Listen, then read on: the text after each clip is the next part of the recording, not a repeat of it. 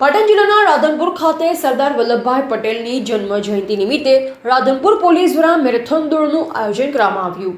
એક ભારત શ્રેષ્ઠ ભારતના સંકલ્પ સાથે રાષ્ટ્રીય એકતા અને અખંડિતતાનો સંદેશ આપતી આ મેરેથોનમાં પોલીસના જવાનો ઉત્સાહપૂર્વક જોડાયા।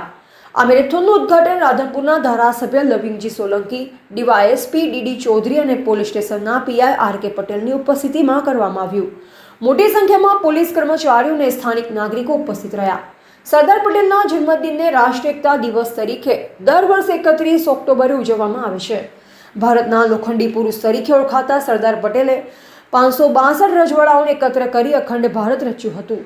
તેમની રાજકીય કુશળતા અને દ્રઢ સંકલ્પના કારણે આજે ભારત એક એકતાસભર રાષ્ટ્ર છે। નર્મદા જિલ્લાના કેવડિયા ખાતે સરદાર પટેલની સ્મૃતિમાં નિર્મિત સ્ટેચ્યુ ઓફ યુનિટી આજે સમગ્ર વિશ્વમાં ભારતના ગૌરવનું પ્રતીક બની છે। સરદાર પટેલના આદર્શો દરેક ભારતીયને એકતા, સમરસતા અને રાષ્ટ્રપ્રેમનો સંદેશ આપે છે।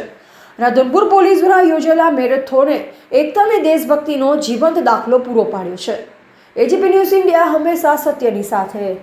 આજે રાધનપુર પોલીસ સ્ટેશન દ્વારા લોખંડી પુરુષ સરદાર વલ્લભભાઈ પટેલની 150મી જન્મ જયંતિ નિમિત્તે આજે રાધનપુર પોલીસ દ્વારા જે એકતા પરેડનું આયોજન કરેલું છે।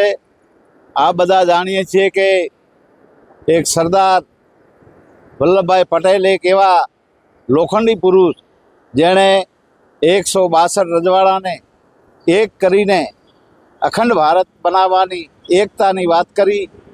એ સરદાર પટેલની આજે 150મી જન્મ જયંતિ નિમિત્તે અમે બધાએ અને રાધનપુર પોલીસ દ્વારા જે આજે એકતા દોડનો ખૂબ જ સુંદર મહત્ત્વનું આયોજન કર્યું છે, જેથી કરીને આખા ભારતમાં આજે આ એકતા દોડ ચાલુ છે અને આનાથી દરેક સમાજના લોકો એક થાય અને એકતાના પ્રતીક રૂપે એ સરદાર પટેલે જે સંદેશો આપ્યો છે એને આખા દેશભરમાં એકતાના ભાગરૂપે અહીંયા આજે રાધનપુર પોલીસ દ્વારા સુંદર એ રનવેનું આયોજન કર્યું છે।